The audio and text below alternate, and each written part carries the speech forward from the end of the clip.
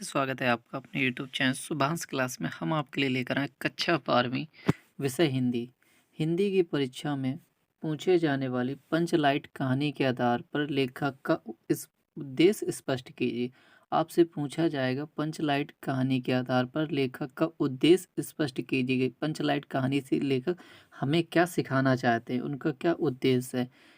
ये क्वेश्चन आपके लिए 5 नंबर का आने वाला बोर्ड परीक्षा में, तो आपके 5 नंबर बिल्कुल पक्के होने वाले हैं यदि आपने इस प्रकार का लिखा। जिस प्रकार का हम बताने वाले हैं, यदि आपने इसी प्रकार का लिखा पंचलाइट कहानी का उद्देश्य, तो आपके बोर्ड परीक्षा में 5 अंक बिल्कुल पक्के होने वाले हैं। तो वीडियो को पूरा देखिएगा। यदि वीडियो पसंद आए तो चैनल को सब्सक्राइब कर लीजिएगा, बेल आइकन को ऑन कर लीजिएगा। यदि आपने अभी तक हमारे फिजिक्स, केमिस्ट्री, बायोलॉजी की क्लासेस नहीं देखी हो तो हमारे प्लेलिस्ट पर जाकर देख लीजिएगा। हम चैप्टर 1 से लेकर सभी चैप्टरों को फुल रिवीजन करवा रहे हैं आपके बोर्ड परीक्षा के लिए। तो देख लीजिए पंचलाइट कहानी का उद्देश्य। तो ये पंचलाइट कहानी किसके द्वारा लिखी गई? फणीश्वर नाथ रेणु जी के द्वारा। आपसे शॉर्ट क्वेश्चन में भी पूछा जा सकता है कि पंचलाइट कहानी किस लेखक द्वारा लिखी गई, तो ये किस लेखक द्वारा लिखी गई? फणीश्वर नाथ रेणु द्वारा। तो कहानी का उद्देश्य देख लीजिए। फणीश्वर नाथ रेणु जी हिंदी के प्रसिद्ध कथाकार हैं। फणीश्वर रेणु जी हिंदी के प्रसिद्ध कथाकार हैं। अनेक जन आंदोलनों से वे निकट से जुड़े रहे हैं। इस कारण ग्रामीण अंचलों में उनका निकट का परिचय। फणीश्वर रेणु जी हिंदी के प्रसिद्ध कथाकार हैं। अनेक आंदोलनों से वे निकट से जुड़े रहे हैं। इस कारण ग्रामीण अंचलों से उनका निकट का परिचय है। उन्होंने अपने पात्रों की कल्पना घर में बैठकर नहीं की है, वे स्वयं अपने पात्रों के बीच रहे हैं। उन्होंने जो कहानियाँ लिखी हैं, उनके जो पात्र हैं, उन्होंने उनको घर बैठकर या कल्पना करके नहीं लिखा है। उन्होंने अपने पात्रों की कल्पना घर में बैठकर नहीं की है, वह स्वयं अपने पात्रों के बीच रहे हैं। यह कहानी है बिहार के अंचलों के सजीव चित्र इनकी कथाओं में मिलते हैं। पंचलाइट भी बिहार के अंचलित परिवेश की कहानी है। जो पंचलाइट कहानी है वो भी कहाँ की है? बिहार के अंचलित परिवेश की कहानी है। शीर्षक का कथा केंद्र बिंदु है। जो शीर्षक का कथन क्या है? शीर्षक क्या है हमारा? पंचलाइट।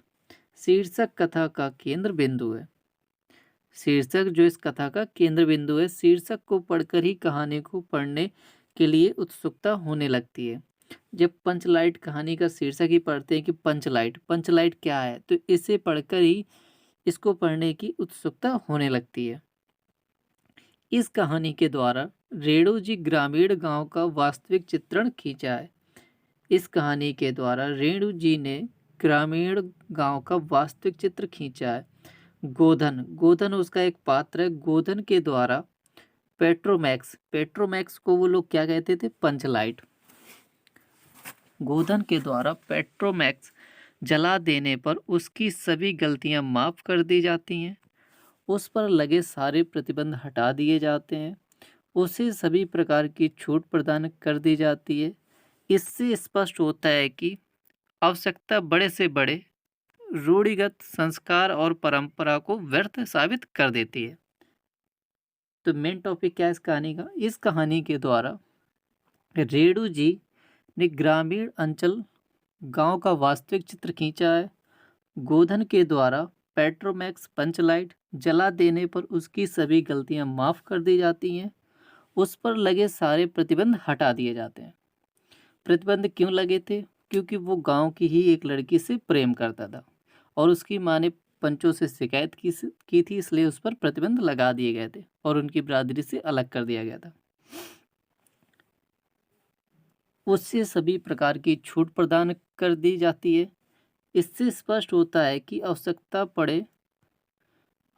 बड़े से बड़े रूढ़िगत संस्कार और परंपरा को व्यर्थ साबित कर देती है। इस प्रकार पंचलाइट जलाने की समस्या और उसके समाधान के माध्यम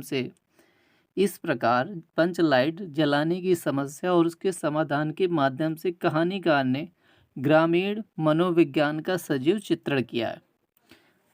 कवि ने क्या किया है, इस प्रकार पंच लाइट जलाने की समस्या और उसके समाधान के माध्यम से कहानीकार ने ग्रामीण मनोविज्ञान का सजीव चित्रण किया है। ग्रामीण जाति के आधार पर किस प्रकार टोलियां में बटे रहते हैं और आपस में ईर्ष्या द्वेष युक्त भावों से भरे रहते हैं।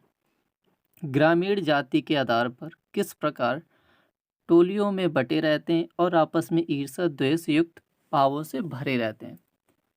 भौतिक विकास के इस आधुनिक युग में भी भारतीय गांव व कुछ जातियां कितनी अधिक पिछड़े हुए हैं।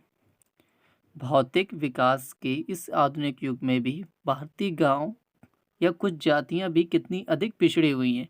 इस कहानी के माध्यम से लेखक ने अप्रत्यक्ष रूप से ग्राम सुधार की भी प्रेरणा दे रहे हैं।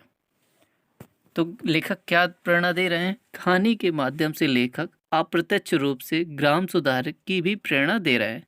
तो लेखक चाहते हैं कि ग्रामों में भी सुधार हो, जिस प्रकार शहरों में सुधार होता जा रहा है उसी प्रकार गाँव में भी सुधार हो, क्योंकि भारत की 60% आबादी गांव में ही निवास करती है। यदि आपको ये वीडियो पसंद आया हो तो चैनल को सब्सक्राइब कर लीजिएगा, बेल आइकन को ऑन कर लीजिएगा, जिससे हमारे अगले वीडियो की नोटिफिकेशन आपको सबसे पहले मिले। धन्यवाद स्टूडेंट, मिलते हैं नेक्स्ट वीडियो में, तब तक के लिए बाय बाय।